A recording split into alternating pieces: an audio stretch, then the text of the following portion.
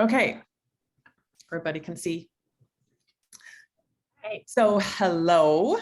I might eventually turn off my camera because I have script, a little bit of a script, and I don't want to keep looking down. But in the meantime, I think I can get through this. I'm very happy to be here with all of you. Some of my favorite trinkets that I have around my house, I received during some auction at the NAME conference, a couple of different ones.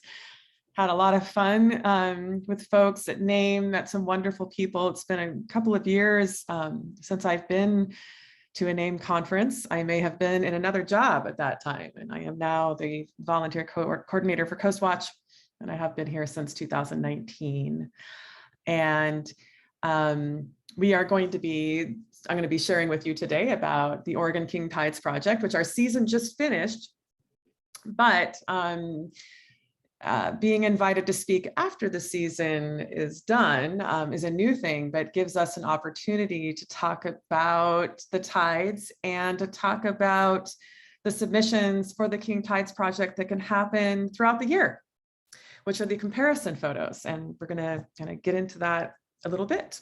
So thank you for being here. And if any of you have questions, it looks like it's a pretty small group. Just feel free to just ask away. We can keep an eye on the chat as well if people put questions in the chat. Okay, wonderful.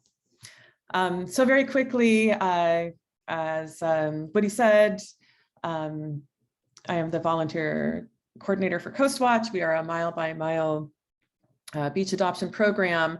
I think of our program as a gateway to citizen science projects along the entire Oregon coast. You sign up with me, you adopt a mile. We also have schools that adopt miles. We have nonprofit groups that adopt miles, families that adopt miles, businesses that adopt miles. And once you adopt a mile, I can introduce you to all kinds of citizen science projects that you can engage in on your mile. The citizen science, the CoastWatch form is just a very basic form, mainly made of observations and photographs. But if you want to get deeper, we have that ability to get you in there. CoastWatch is a program of Oregon Shores. Oregon Shores just celebrated 50 years of being an organization that assists with land use issues on the Oregon coast.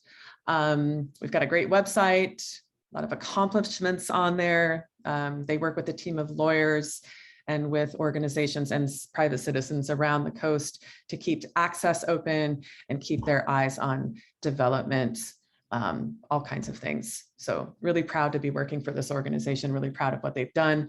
CoastWatch came into being about 25 or 30 years after Oregon Shores started.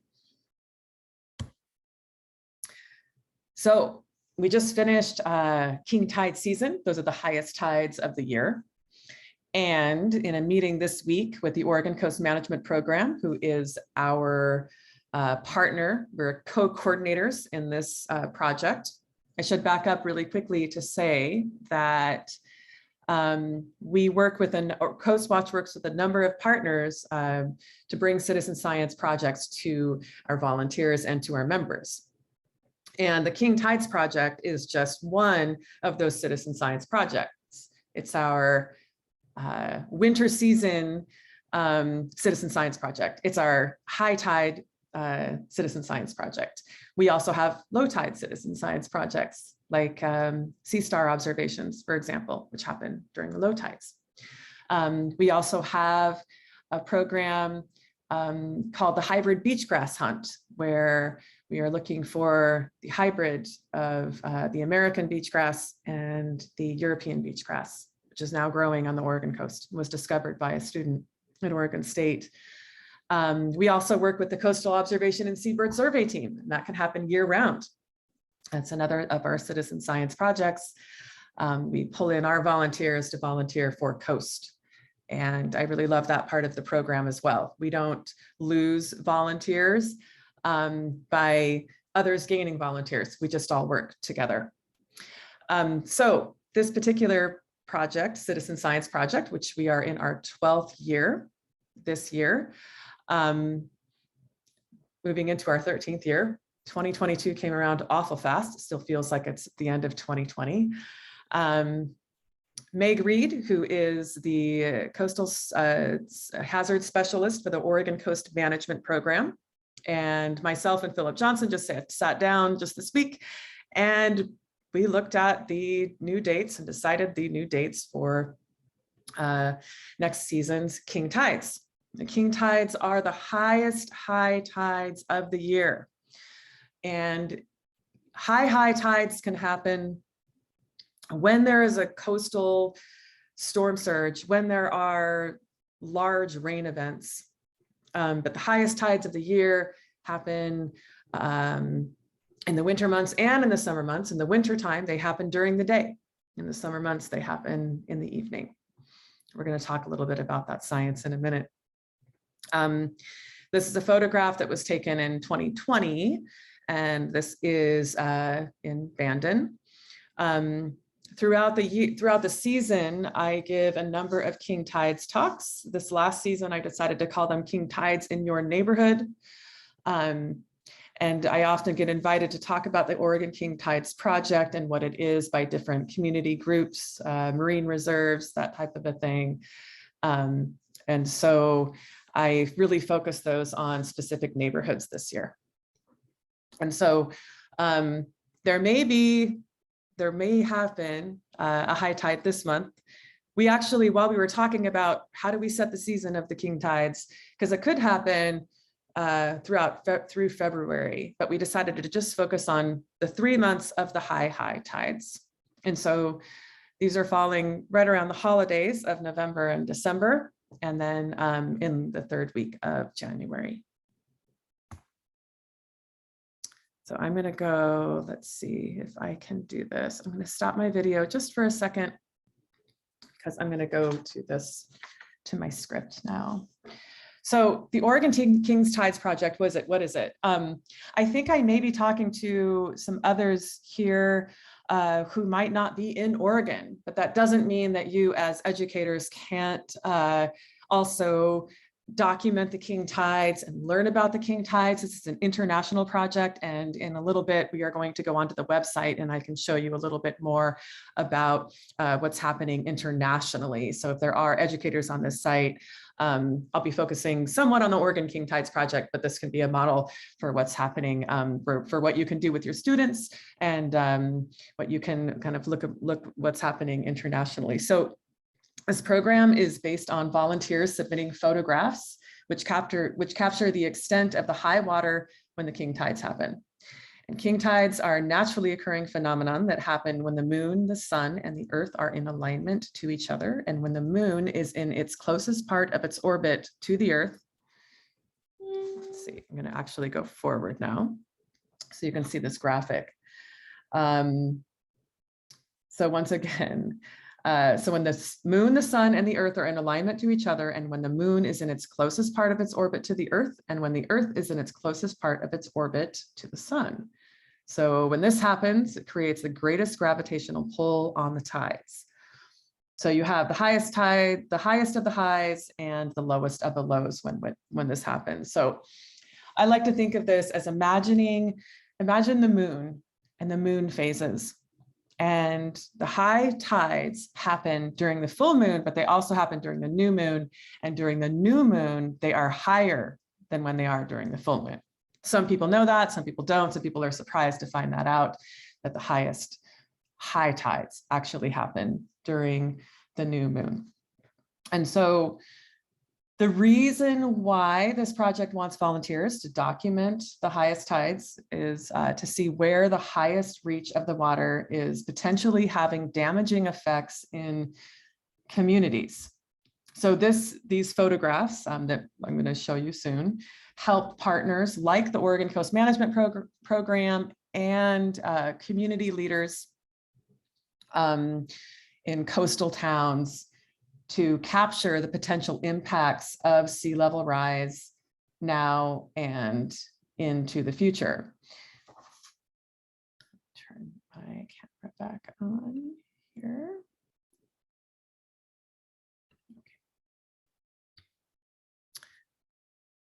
Right.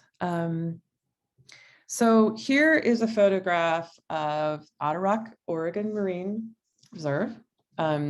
This actually was text put over a photograph by the photographer. It's actually the Oregon Marine Reserve. And this was January 3rd, 2021, looking north.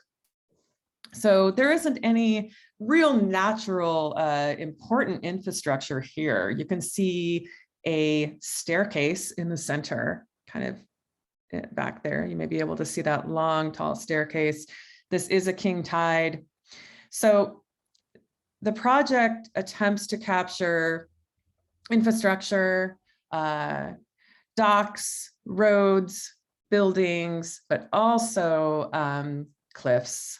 And so it's important also to get these kinds of photographs as well.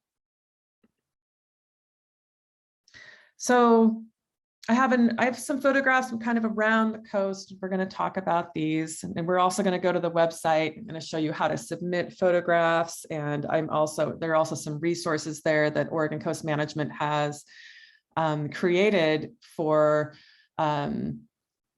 community leaders, educators, and everyday folks to use. So this is an example. This is a good example of a king tide photo. And what you're seeing here is a lot of sea foam, the diatoms as well, of course. And you're seeing also a piece of machinery here. I don't think this was washed in. I think this was probably left behind and is just sitting there and waiting for the tides to recede. There are a lot of riprap projects that are happening along the coast, but this is a great example of this. This is a beach access point. Photos are taken, and when I show you the website, we'll look at sort of what sort of things you need to kind of put in there. But this is a great example of a high tide photograph, of a king tide photograph. So there's an organization called Lighthawk, and I think they're actually like a nonprofit flight organization. And they do these flights along the coast during the king tides. If the weather is right, and if you're lucky, you get to sit with them. I have not done that yet, but they kind of go along the coast. They'll take along an Oregon Shore staff member, sometimes a Surfrider staff member, and they will take photos of the high tides. And these are great also to see comparisons of what is happening. So once again, these photographs are used. They're really important to the coastal communities where people are living and where there are roads kind of going through these coastal communities. So here's an example. So it's not just the ocean where and the beach areas where photos are important. This photo, and if you see all the boxes of all the speakers and myself on the right side, you could close those if you want to see the full expanse of some of these photos. So it's also important to get estuaries and tidal rivers. So as you know, tides can climb up the rivers for a number of miles, and those areas are also affected. So this is a photo that I took just outside of Astoria on Young's Bay. This is about 6 miles inland from the Pacific Ocean. You can see here, this is a pretty major artery here that heads out of town. You can see a truck here that has gone through. This water completely overtakes the highway just up here. So this is a good example of a roadway. Myself and the Oregon Coast Management Program like to tell participants to always stay safe. Take photographs from a safe location. If you are thinking about getting students involved in this project, and also just for yourselves to always, take your photos at a safe location. You can still get great photos if you're not just right up in the floodwaters or directly on the beach. So this is an interesting photograph. I love this one. So this just happened this year, so late this year. So this is not a photograph. You can't see any water here, but what you can see is this massive log that was deposited. You can see the force of the water and what happened here. It's a great photo. So these kinds of photos are also on the website as well. And it's not just the website. We also have a Flickr page that has some of the resources we're going to look at, but initially it started the Flickr page, and then Oregon Coast Management Program has been developing this great website as well. So here's another good example of just an infrastructure photograph. This is in Bandon. And here we have a high tide photograph here, king tide. I don't think there's been a comparison photo of this one yet. But here is a great example of a comparison photo. This is at Cape Arago. This is on the south coast in Coos County. This is one of my favorite comparisons photos, of course. It's beautiful. Doesn't have a lot of infrastructure per se. Probably not a lot of coastal hazards happening here. This is a pretty wild location. It's not really showing any footpaths or anything, but it's just a cool example to show and talking about the king tides.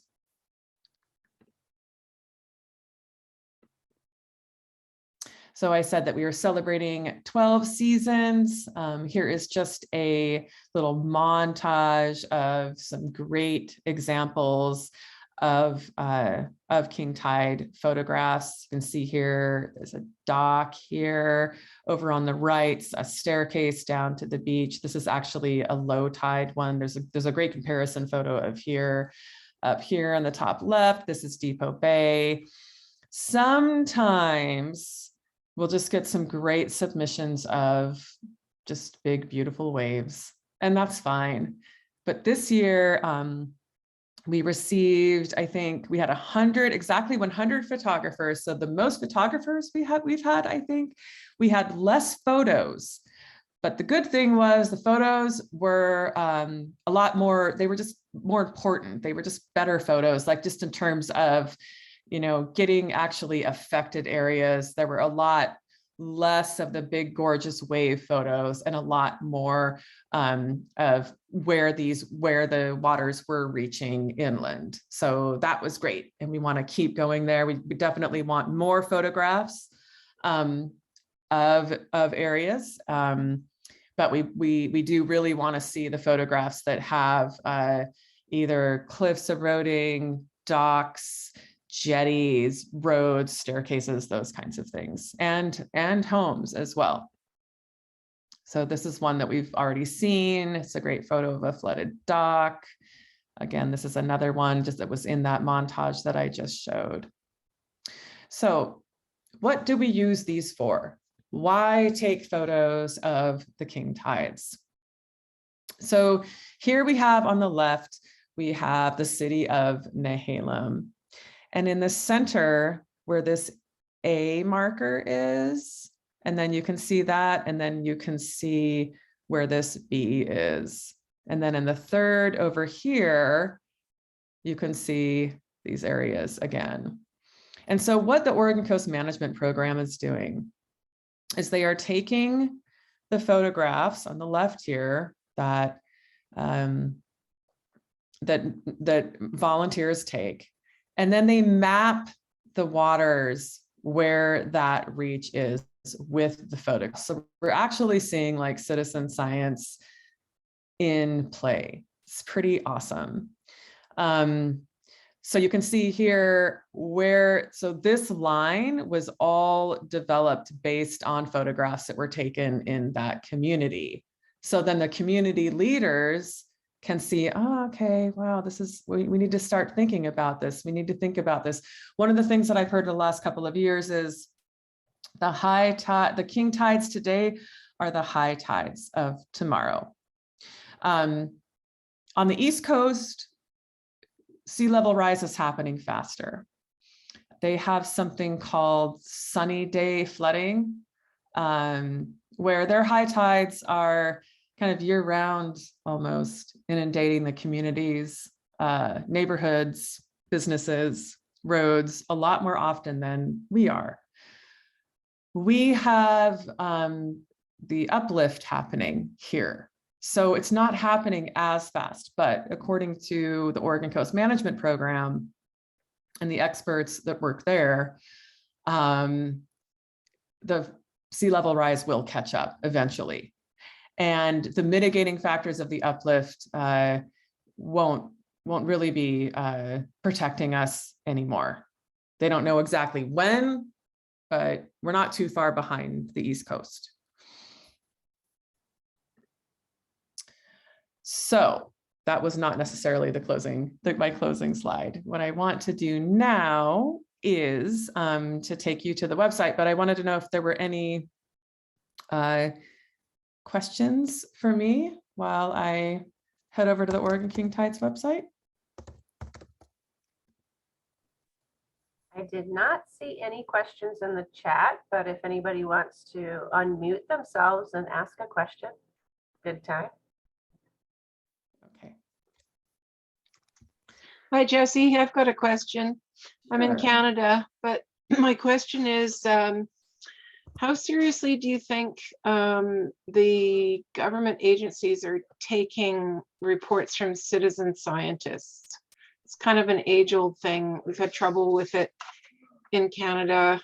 I've been working on this kind of stuff for about 30 years. So I'm just wondering, from your point of view, in your scope, what's your opinion on that? It's a really good question. I have been really surprised and pleased at the reaction of the community leaders to this project.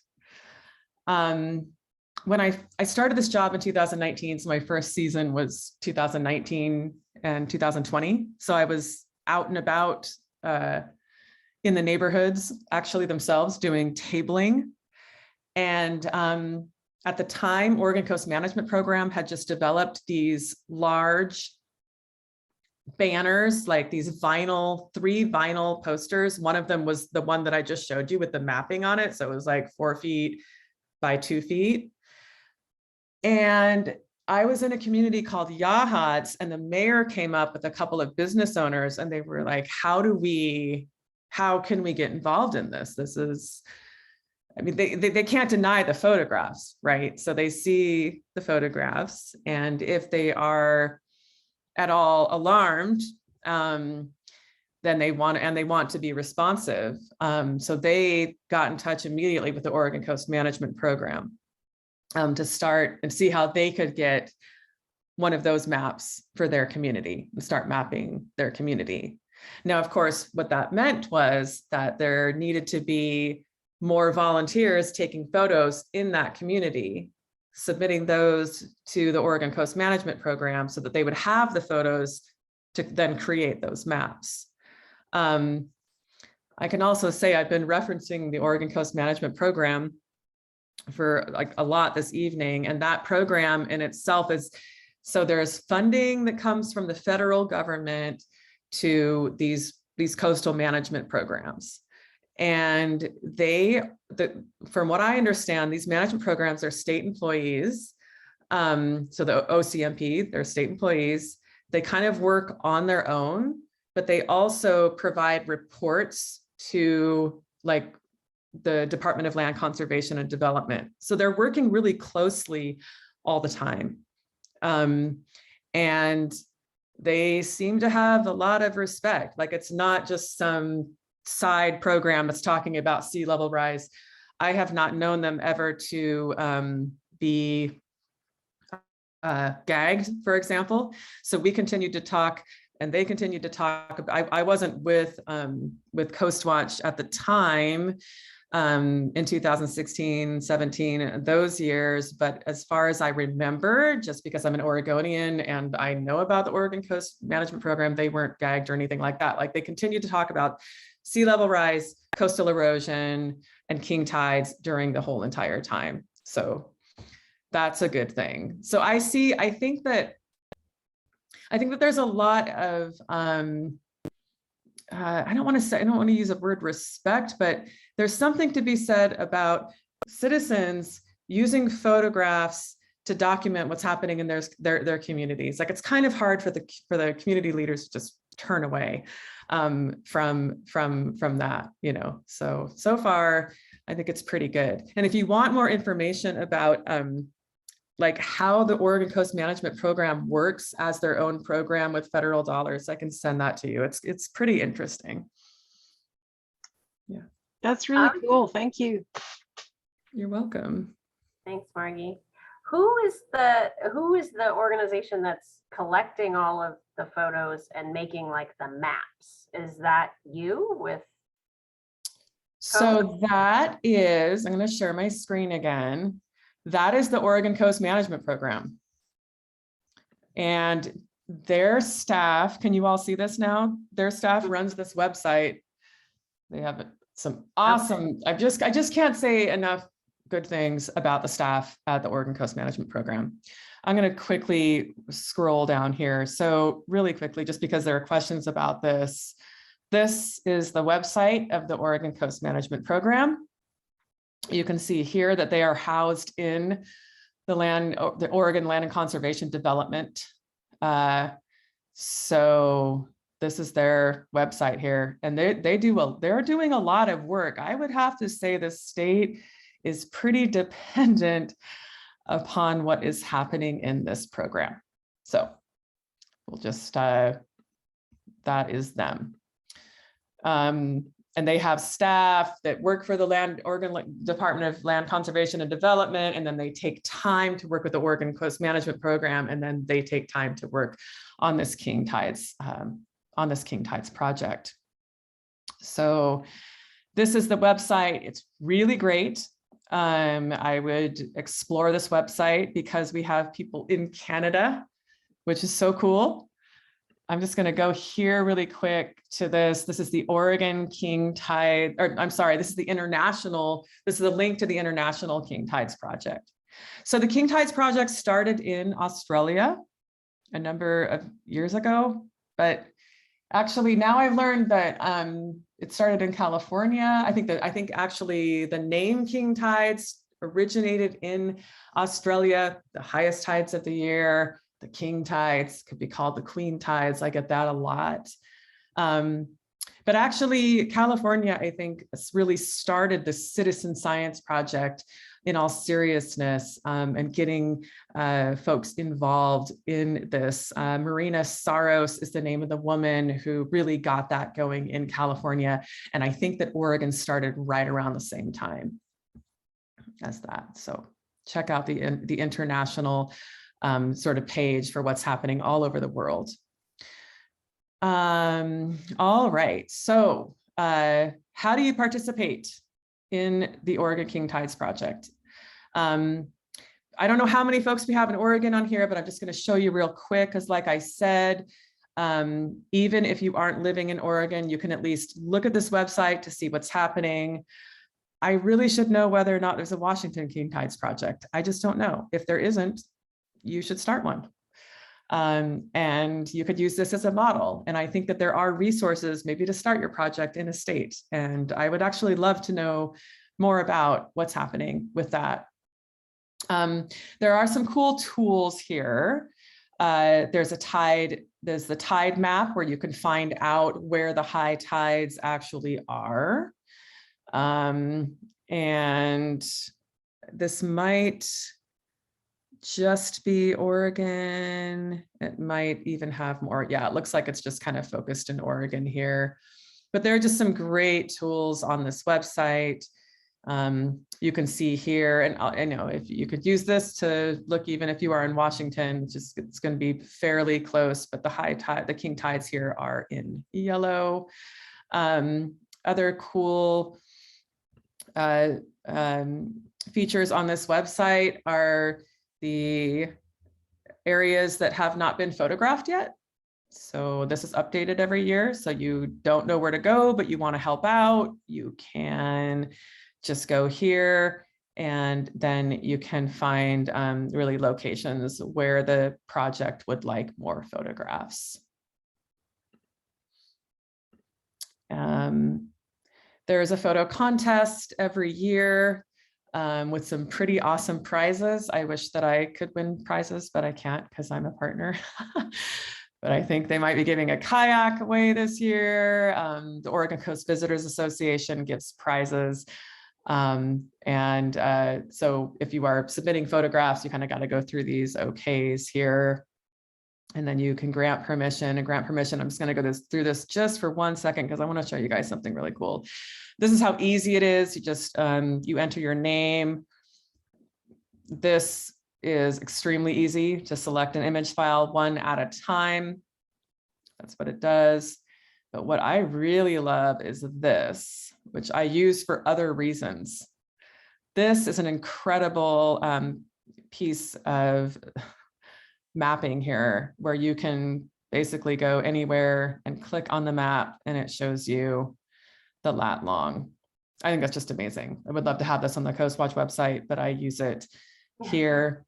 So for all intents and purposes, Oregon King Tides Project website is pretty amazing. It's really pretty new, like they're making tweaks to it every single year. I work really closely, like all season long, looking for problems. There were a number of them this year and we worked out together, but I'm constantly getting into this website. Anyway, and then you would continue to do your photo direction, but this is like where your photo was taken, and that's kind of how they are able to do it behind the scenes. A photo gallery, just get into here with the comparison gallery, which is pretty cool. So I did talk about that you can enter photos all year long.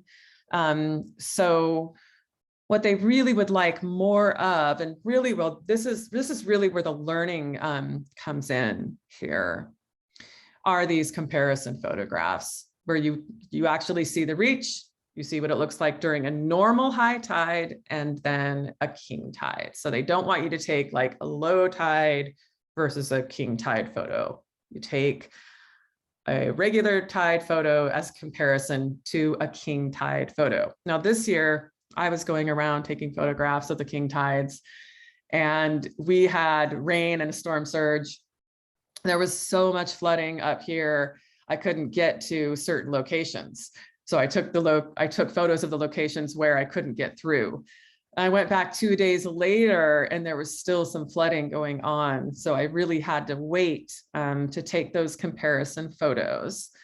But comparison photos, if, like I keep saying, if they're educators here, learning about the king tides, taking those comparison photos with your students and just doing a classroom project about that is a great way to learn about sea level rise, to learn about the reach of the tides. And a student could even do a presentation in their community just based on comparison photographs. They could do it for their local council, for example, city council or a local government.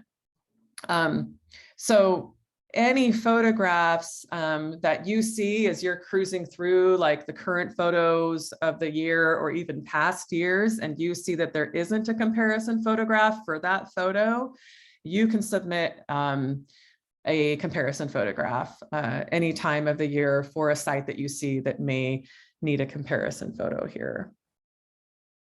This is the town of Nehalem here, which is on the south end of the North Oregon coast. This is, Florence. I think that this is Nehalem, the Nehalem River, just south of the town of Nehalem. And this may be Coos Bay. If Fawn is there, she can chime in. Not quite sure where this is. But anyway, so you can get an idea sort of what they're looking for. This is really where the education comes in, the planning comes in.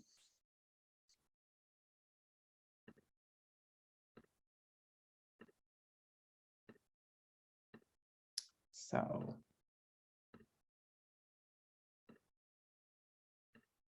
Thank you. This is cool. Yeah, so there you go. And I think that's pretty much what I have. Oh, I did want to show you that there are these outreach materials really quickly. So this is under the about and under outreach. These are some, then this takes you to our Flickr site, and then you can forward, but you can see here, these are printable, they're free. And you can use these as information or as education in your own communities. These comparison photos here are really good. And this also is we have these on these large vinyl banners as well that are sort of traveling around. They were in the Hatfield Science Center last year. But hoping that they can kind of switch places a lot more now that we're hopefully coming out of the pandemic. So I just wanted to show those to you as well. So that's it. All right. Awesome. I wanted to add on to that when the question came up about government, taking citizen science seriously. When we were a few years into the project, Oregon Department of Transportation contacted me to find out how they could get hold of some of the photos that were being taken, because if you've traveled down Highway 101 south of Lincoln City, between that and Newport, you'll see that the road is being eroded away, obviously, and sliding at the same time. And so they wanted to be able to use that, use those photos that were submitted so that they could apply for funds to fix Highway 101. Yeah, thank you, Vaughn. It's a really good point. Yeah, and the one picture that you're showing is Coos Bay on the Siuslaw River right there. Where it comes in. Okay. Only because I remember saying we need to put the names on those. Yeah. Remembering them. Yeah. Nice to see you, Fawn. Yeah, same here. I know we never see each other anymore. Did anybody else have questions?